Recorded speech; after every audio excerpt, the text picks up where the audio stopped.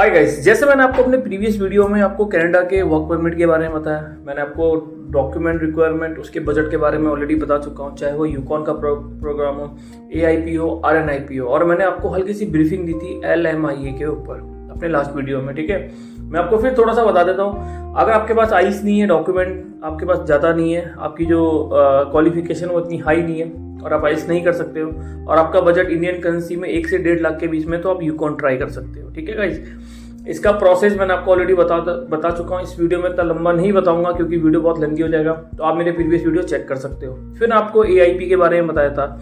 AIP Atlantic immigration programme में अगर आपका बजट 2-2.5 लाख से लेकर 3 लाख तक है तो आप AIP ट्राई कर सकते हो। ठीक है, उसमें आपको ECA करवाना पड़ेगा, आइल्स भी करना पड़ेगा। ECA क्या होता है? एजुकेशन क्रेडेंशियल असेसमेंट होता है। ठीक है, जो कैनेडियन गवर्नमेंट आपके डॉक्यूमेंट वेरीफाई करती है। और जो आइल्स होता है, आइल्स में आपको मिनिमम 5 बैंड चाहिए। प्रोसेस क्या, आप मेरे प्रीवियस वीडियो जाके देख सकते हो। ठीक है, ये वीडियो गाइस स्पेशली मैं बना रहा हूँ LMIA के ऊपर।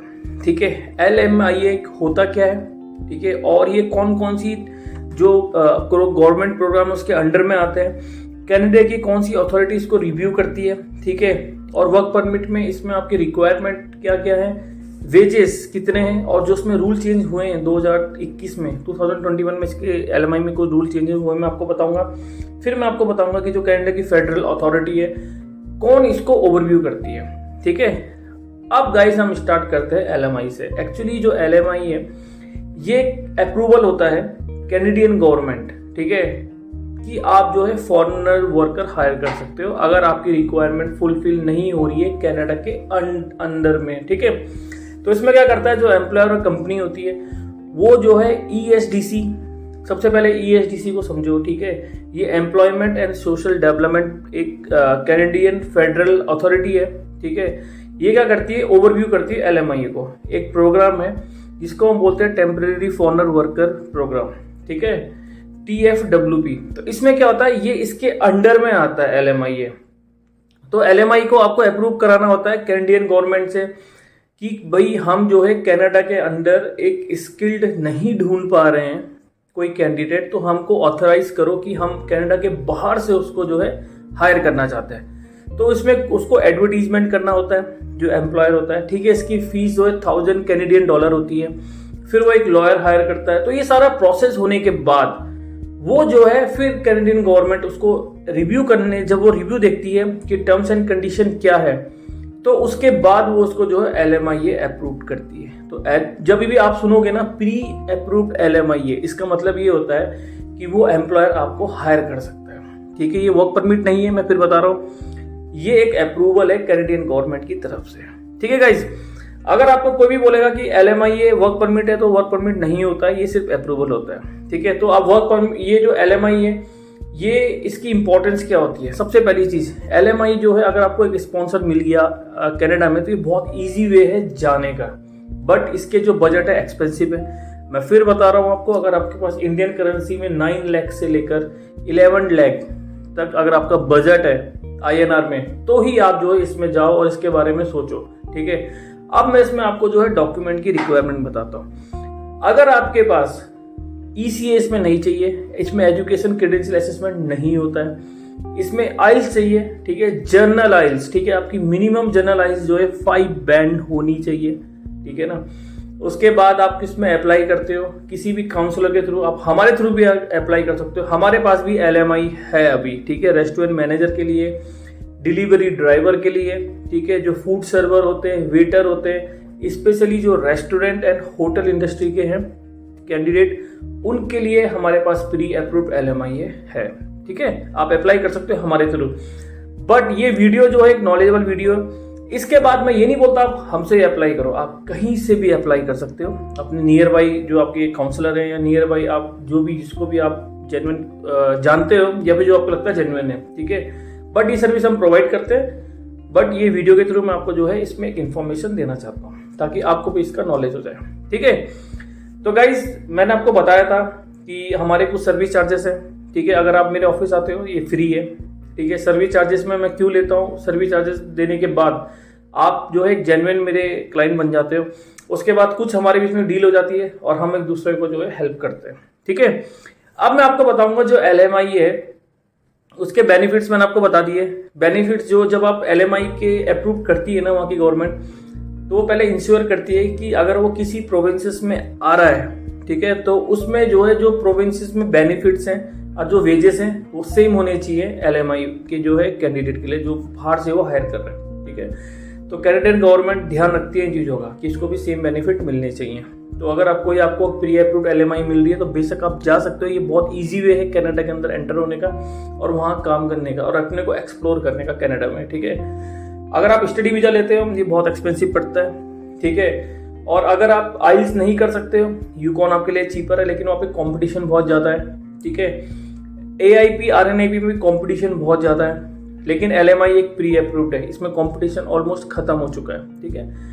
तो 9 लाख से लेकर 11 लाख तक आप अगर कंट्रीब्यूट कर सकते हो तो आप जो है इसमें जा सकते हो। मैं फिर इस बात को बार बार बोल रहा हूँ। और सारी जो पेमेंट होती है वो एक बार में नहीं होती है, स्टेप बाय स्टेप होती है। जो भी अमाउंट है उसका 30% 25% में सर्विस एग्रीमेंट होने के बाद सारी प्रोसेस स्टार्ट होती है, ठीक है। तो गाइस इसके बाद मैं आपको बताता हूँ जो रूल चेंज हुए 2021 में LMI के अंदर। LMI के अंदर अब एक ऐसा रूल आ गया कि आप LMI जो 2 कैटेगरी में डिवाइड हो गई है।